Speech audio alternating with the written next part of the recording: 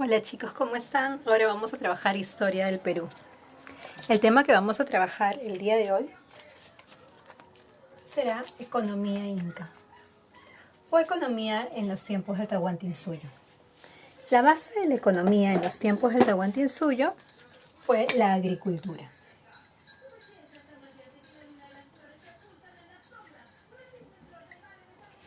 Existieron principios económicos en los que se basaba la economía. Tenemos, por ejemplo, el principio de reciprocidad.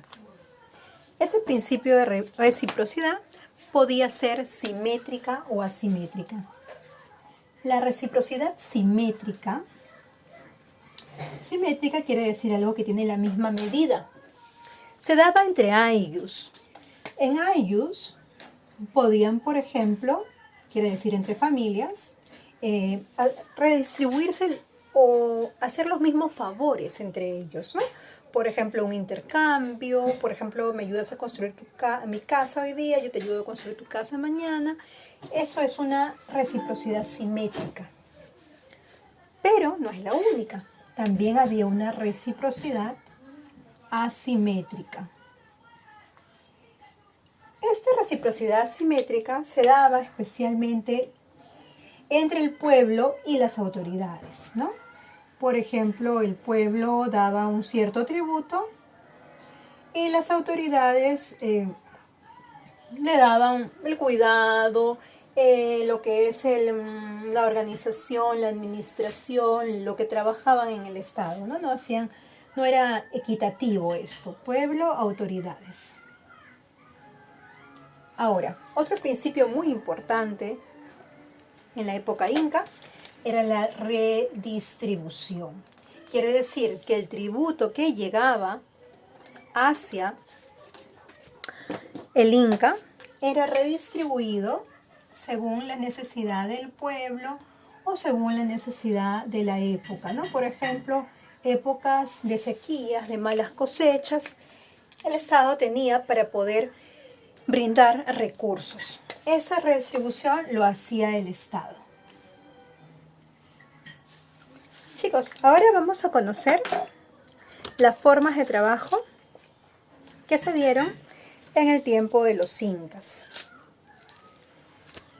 ¿Cuáles son estos tres sistemas que se trabajaron? Formas de trabajo.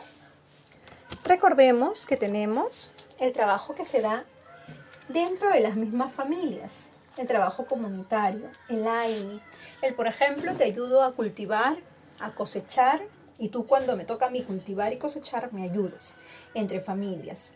Aini, ayuda mutua entre familias. Tenemos también la minca, que es la ayuda comunitaria, donde se beneficia toda la comunidad. Por ejemplo, se da un huaico y se destroza un puente de conexión. Entonces todos minca, todos tienen que ir de diferentes ayllus a reconstruir el puente, que es de beneficio de toda la comunidad. Eso es minca, en beneficio de toda la comunidad. Y la mita, que es la forma de trabajo obligatoria en favor del Estado, se brindaba como tributo. Mita. Repasemos. Trabajo obligatorio, trabajo que se beneficia a la comunidad y trabajo de ayuda mutua entre familias. Chicos, si la base de la agricultura era la tierra, entonces ellos necesitaban trabajar la tierra con técnicas avanzadas, técnicas agrícolas, para que las tierras puedan ser más productivas o puedan ser muy productivas. Vamos a hablar de una de las técnicas productivas o agrícolas que tenían los incas, que son los famosos andenes. Recordemos que los andenes se van a hacer para beneficiarse o para sacar provecho de las laderas de los cerros. Sabemos que el lugar donde se desarrolló ampliamente el Tahuantinsuyo es en la zona de la sierra. Y ahí tenemos abundantes montañas. Para aprovechar las faldas de las montañas, se crearon este sistema de cultivos escalonados, en el cual en esta base plana se podía sembrar y se podía cosechar diferentes productos. ¿Sí? Ahí está, entonces se aprovechó de esta manera y fue una zona productiva. Hasta hoy en día tenemos los vestigios de estos andenes, que eran una de las principales técnicas de la agricultura. Mira, ¿por qué? En esta zona llueve, se resbala el agua, no crece nada, ¿verdad? Sin embargo, acá, como está en ese sistema y además tiene canales que favorecen el regadío, el agua se empoza, alimenta la planta y se desarrolla. Entonces, uno de los sistemas muy importantes, los andenes. Tenemos otros sistemas más. Por ejemplo, en la zona de la sierra, también es muy clásico que se den las heladas. Las heladas es una temporada en la cual se cubre de una delgada capa de hielo todo lo que es el suelo y las plantas. Y eso imposibilita que crezca o se desarrolle la planta. Quiere decir que no va a haber alimento. Para combatir esto, ellos hacen un sistema que es heredado de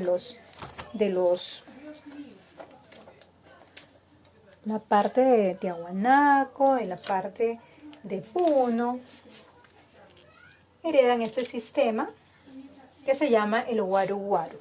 En este sistema Waru Waru se hacen zanjas entre los cultivos, acá crecen las plantas, se hacen zanjas entre los cultivos, en el cual se forman canales de regadío, con la intención de que en el día el agua absorba el calor que hay en el sol, y en la noche emana ese calor que ha absorbido, generando un microclima que evita que los cultivos se dañen con las heladas. Sistema de Waru Waru. Otro sistema importante para mencionar es el llamado control vertical de pisos ecológicos. Nuestra geografía es diversa, no es uniforme en todo el territorio, lo cual quiere decir que no podemos sembrar lo mismo en todo el territorio peruano. Por esa razón, vamos a encontrar, por ejemplo, una diferenciación de sembríos.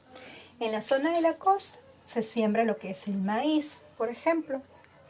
En la zona de la sierra, la papa, la quinoa. Y en la zona de la selva, lo que son los frutales como el cacao y demás frutas.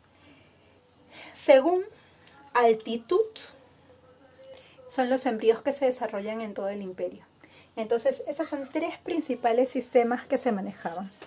Y en la época de los incas, por estos sistemas, jamás se sufrió de una hambruna. Si había épocas de sequía, el Estado apoyaba. Pero chicos, estos cultivos, tú sabes que en la época de los incas no tenían refrigeradora, ¿no? Entonces, ni se imaginó, día a día no podían cosechar, se malograba, ¿qué pasaba?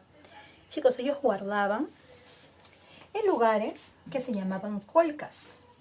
Las colcas eran unas construcciones en base de piedra, podían ser circulares o rectangulares, con una fuente de ventilación donde ellos guardaban lo que sobraba de lo que habían cultivado, ¿no? O sea, cultivaron, cosecharon, comieron y lo que sobró lo guardaban en estos depósitos, colcas.